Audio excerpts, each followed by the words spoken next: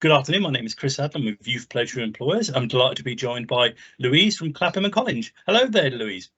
Hello. Hello. Thanks for giving me your time to speak to me this afternoon. I'm sure you've got 207 other things to be doing. But I guess my sort of first question is, can you tell me a little bit about the business and what it is you do? Yeah, so I'm a assistant in the conveyancing department at Clapham and Collinge. The firm is based in Norfolk. They have 3 offices. I work in the Norwich City Centre office, and the other office, one is based in Sheringham, and the other one is in North Walsham. And we offer quite a wide range of different legal services, so conveyancing, so property law, property-based work, family law, litigation, and private client and court of protection work as well. So there's quite a lot that goes on amongst those 3 offices. What kind of people and what kind of roles do you have to facilitate all of those different legal services that you just touched on there? So you have to be someone who enjoys written work, because there's a lot of deeds and documents that you have to prepare. So so you have to be someone who enjoys the academic written work, pays a lot, has a good eye for detail. Someone who also enjoys speaking to clients, customers, and general public, and third parties. There's lots of interaction. It's not just emails and paperwork. There's lots of phone calls and face-to-face encounters as well. That's a really useful insight. Thank you. As I say, to some of the skills needed within this sector.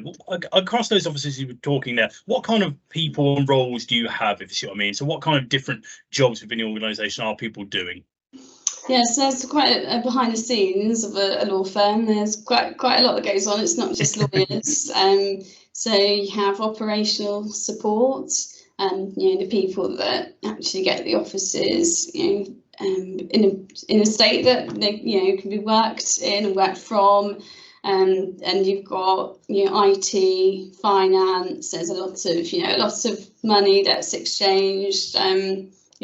Between us and clients and outwards as well. So then we've got support staff as well.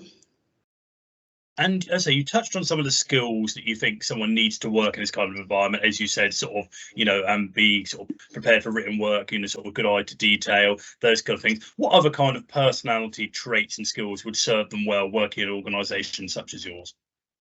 So you would need to be someone who can take information in, but be able to explain it clearly, and you can pick. Sometimes the phone will ring and it'll be a case that you might not be as familiar on, and it's going away, having a look, investigating what's gone on, and giving the most sort of clear explanations. So quite clear communication is required.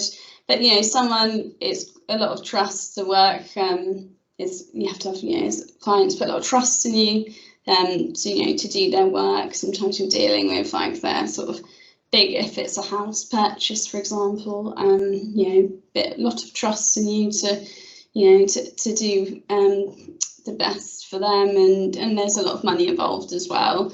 So giving clients really clear updates, and keep making sure that they feel like they're oh gosh. So making sure that they're up to date and informed as well. No, cool. Again, thank you. That's really insightful to hear, from someone who's inside the door, as it were, to find out the kind of traits and skills that would be useful to someone in this sector and this kind of role. And based on some of the many different sort of parts of legal services you described there, it comes across as a job where there's a lot of variety, sort of no 2 days are the same, but what would you say what do the challenging days look like, and what do the good days look like? Yeah, so the challenging days can be where it's a bit of a battle between priorities, really. So you've got get lots of emails, and a lot of people are interested in finding out what's going on. So they can be third parties. Solicitors are on the other side of transactions and deals, etc. So it would be and between those emails, it's preparing the documents so you get the files moving, but also and the phone calls as well. So as well as team meetings and having catch-ups in your department to know what is the priority. So so it's very challenging, and I would say the priority prioritization is probably like the up there in the challenges. But And I'm assuming the good days are the days where everything runs smoothly. As you say, there's less competition and priorities, whether it be sort of inquiries being made by whoever's contacting yourselves goes smoothly. Is that what the good days look like? Yeah, that's it. Yeah, you've got task list start every day with a task list, things that you want to get off sent out and done. But the nature of it is there's always things that crop up when you're not expecting it. So a good day would be to be able to tick off everything you'd wanted to get to. I know that feeling and the satisfaction of, as you say, being able to tick off all the things that you wanted to get ticked off for that part of the day. In your role, are there any skills you use or maybe have developed that actually you didn't think would be sort of as big a part of the role before you were in it? So yeah, I mean the people element. So clients. You speak to clients, and when they've got your attention, and it's not an email or they're sending a letter. They will want to talk about other things, and it's building a good rapport with them. So definitely, I suppose you could call it like customer service side. It's not just say all paperwork and documents and files. So yeah, very much client-based and focused.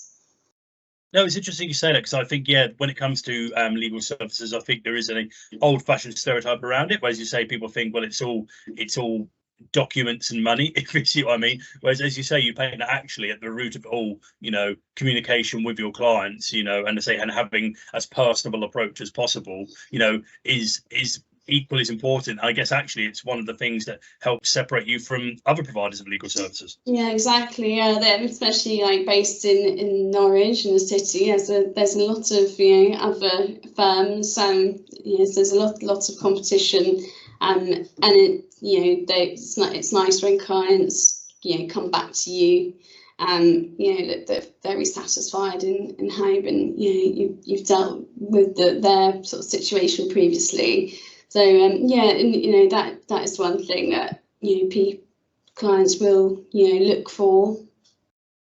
And if a young person was watching this and they were considering a career path, working in an organisation such as yours, in sort of maybe one of the sort of roles we've spoken about, and I say, or in a specific area of legal services, what would you say to them would be the things about the job that maybe, what would be the biggest pros of, working in that sector and in an organisation such as your own? Yeah, so working in law, or even say one of the other roles that make providing legal services option, is that there's always changes, and there's always a lot to research and keep up to date with. So as a department, we do a lot of training. So it's something that even some of my colleagues who've been doing what they do for years. So there's always changes in legislation, that means they have to keep up to date. So it's never know everything. You never know everything, is what a couple of people have said to me.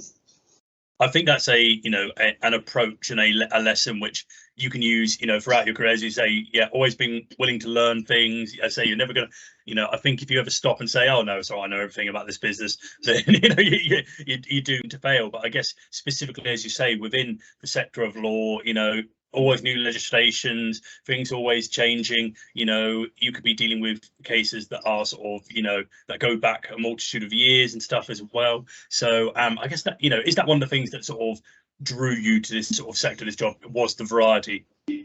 Yeah, it is. Yeah, it's it's forever changing. Personally, I would get bored of a set process myself, but yeah, so it keeps things interesting. And this leads me on to my final question. I've asked this to all the people I've done these employer talks with, which is, we've spoken a little bit about sort of some of the things you've learned and enjoyed about, the sector since you've been in post. If you could go back and sort of speak to a younger version of yourself, when you were sort of just about to go out on your career path, taking into account some of the things you've learned now, what would be the one piece of career advice you would give to your younger self? So I would say, don't just, you might have a job in your head, in your mind, that you'd really like to go and do and pursue. But I think early on, what you need to do is get some exposure to different sectors and different industries. I tried, and I've done different roles in the past, and they're all so very different. And the only way to find out what you want to do is to give it a go. And if it doesn't work out and you absolutely hate it, then you try the next sector, you try the next role. So to have a variety, to do a variety of different roles and different sectors, I think is the advice. And I feel like I've done a couple of different roles before I worked for solicitors.